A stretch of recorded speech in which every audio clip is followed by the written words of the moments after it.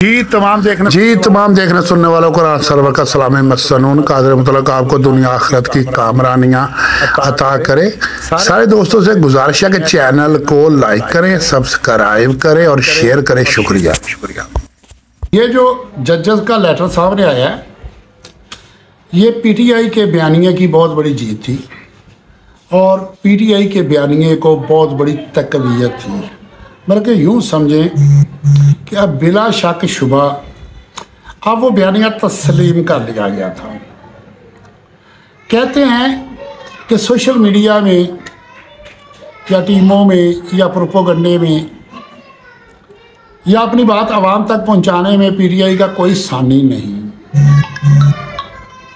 लेकिन इसमें कोई शक नहीं कि इसके वर्कर वो कुछ कर रहे हैं जिसका कुछ तस्वर नहीं कर रहा। लेकिन इन्होंने सोशल मीडिया को इतना बदनाम कर दिया है, इसे तीसरे चौथे पाँचवें सातवें दर्जे का जाके ना उन्होंने मीडिया करार दिया, बल्कि इसे मीडिया भी नहीं कहते, इसको एक गाली नुमा बना दिया गया है और बड़ी हकारत से नाम लेते हैं यूट्यूबर।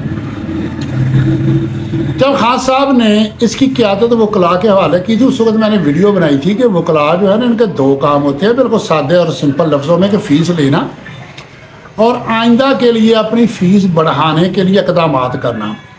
और इन दोनों कामों के लिए वो क्या करते हैं कि जब फ़ीस दी जाए तो फिर ये काम करते हैं और आइंदा अपनी फ़ीस बढ़ाने के लिए ख़ुद को नुमायाँ करते हैं।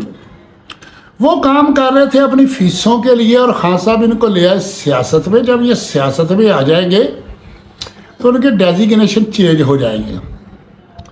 अब वो सियासत में आके तो फिर वही कुछ करेंगे ना जो उनको सियासत में करना चाहिए। अब देखो कि लॉयर की बहुत बड़ी तादाद और अक्सरियत जो है वो पीटीआई में है, लेकिन हर एक ने इसको किसी को भी हैंडल करना होता है, गाइड करना होता है। कल फुल कोर्ट इजलास हो रहा था सुप्रीम कोर्ट का, तो वहाँ सैकड़ों लॉयर को बाहर एहतजाज करना चाहिए था, वहाँ प्रेस कॉन्फ्रेंस करनी चाहिए थी और उनको अंदर पता होता कि बाहर वो खड़े हैं और वहाँ ये बताते कि भाई उन जजेस पे दबाव किस चीज़ का डाला जा रहा था, मासवाए पीटीआई को नुकसान पहुँचाने के। इससे पहले कमिश्नर लियाकत चट्टा एक दो दिन क़यादत ने बयान दिए, बाद में खामोशी। वो कहाँ गया मामला? हालांकि इलेक्शन के दौरान बाद आरओ ने भी स्टैंड लिया, कुछ डिप्टी कमिश्नर ने भी स्टैंड लिया। ये मैं आपको 2009 की बात बताने लगा हूँ, जब पंजाब में गवर्नर राज लगा था और अदलिया बहाली की तहरीक थी, नवाज शरीफ साहब चला रहे थे।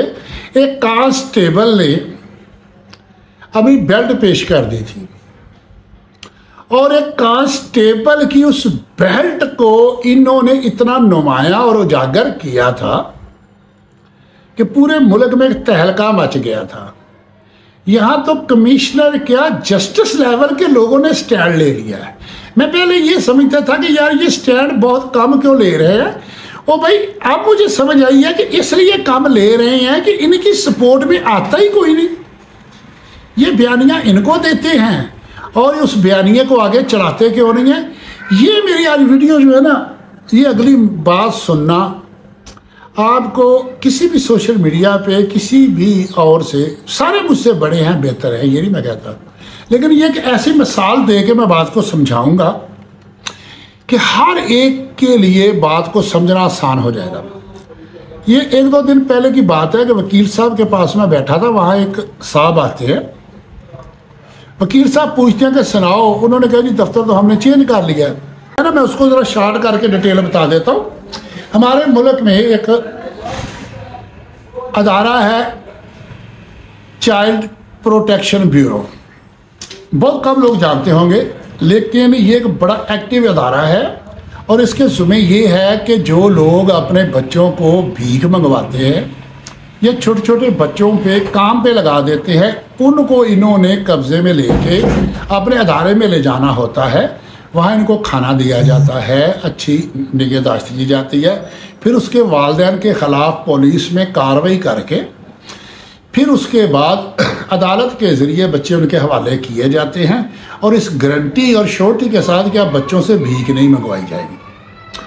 मेरे पास भी कई दफ़ा बाद लोग आए कि हमारे बच्चों को ऐसे उन्होंने पकड़ा है तो आपको हेल्प करें, तो मैंने उनको आगे से साफ जवाब दिया। मैंने साफ इनकार किया कि भाई मैं इसमें कुछ नहीं कर सकता, वो जो कर रहे हैं वो बिल्कुल ठीक कर रहे हैं। अब उसकी मैं स्टोरी उसी की ज़बानी सुनाता हूं। हुआ यह कि इनकी जो बिल्डिंग होती है ना, इस बिल्डिंग में कमरे भी होते हैं, वार्ड भी होती है, लॉन भी होता है। अगर इनकी बिल्डिंग को हॉस्पिटल में कन्वर्ट किया जाए तो बिल्डिंग में मज़ीद तामीर की या तब्दीली की ज़रूरत नहीं होती। वहाँ वार्ड भी मिल जाती है, रूम भी मिल जाते हैं, इंडोर आउटडोर भी मिल जाता है, ऑपरेशन थिएटर के लिए भी जगह मिल जाती है, लॉन भी होता है, सारा कुछ वहाँ पे होता है। और काफ़ी बड़ी अंदरूने शहर ये बिल्डिंग थी और वहाँ वो अपना काम बड़े एहसन तरीके से कर रहे थे, क्योंकि अंदरूने शहर में ऐसे बच्चे मिलते हैं। मोहसिन नकवी साहब ने कमिश्नर के ज़रिए उनको पैगाम भेजा कि ये बिल्डिंग हमें लिख के दे दो, हमने यहाँ हॉस्पिटल बनाना है। हमारे गुजरांवाला में हमारे commissioner house, DC house, DIG house, इतनी बड़ी जगह है कि 10-10, 20-20 एकड़ पे मुहित है और अंदरूने शहर है, कुर्बो जवार में है और वहाँ हॉस्पिटल बनाए जा सकते हैं। इन्होंने कहा कि आपस में मशवरा किया कि अगर उन्होंने कहा जी अपने लिए कहीं भी कुछ जगह का इंतज़ाम करो, किराए पे ले लो, हम किराया देंगे, हुकूमत ने कहा। तो इन्होंने आपस में मशवरा किया तो मशवरे में ये आया कि इसका स्टे लिया जा सकता है। ये खबर मोहसिन नकवी साहब तक पहुँचती है तो वो पैगाम भेजते हैं कमिश्नर साहब के ज़रिए कि आपस में सारे बैठ के मशवरा कर लो, तुम में से जो बंदा रिश्वत नहीं ना लेता वो अपने नाम पे स्टे ले ले। उन्होंने कहा काफ़ी रोज़ तक हमारी मीटिंगें होती रही और दर्जनों लोग हैं, सीनियर जूनियर ऑफिसर, स्टाफ, सारा कुछ।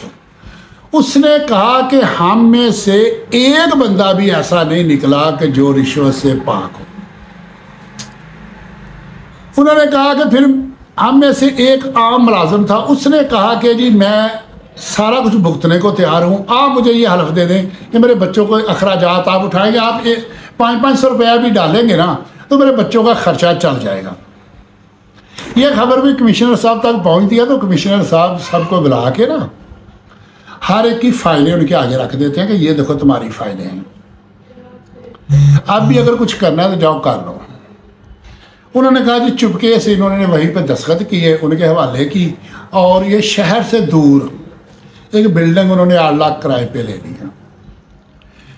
ये बात सुन के मुझे फिर समझ आई कि यार ये जजेस, दीगर अदारे, ये सारे क्या कर रहे हैं। यही वजह है ना, इनकी फाइलें हैं और जिस वजह से ये मजबूर हो रहे हैं, इनकी गलतियां हैं, इनकी कुताहियां हैं, खामियां हैं जो आज इनको हक बात पे स्टैंड नहीं लेने दे रही।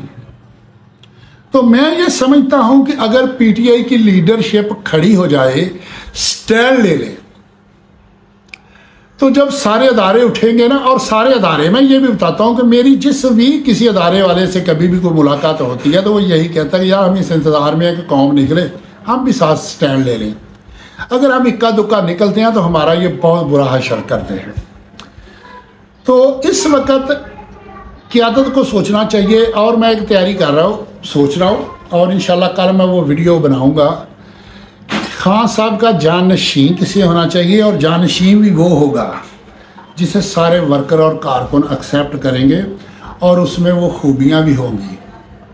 और इंशाल्लाह ताला जब तक खान साहब की मौजूदगी में, बेशक क्योंकि खान साहब के और आवाम के दरमियान एक दीवार हायल है, और ऐसी क़यादत हो कि जिसके दरमियान दीवार हायल ना हो।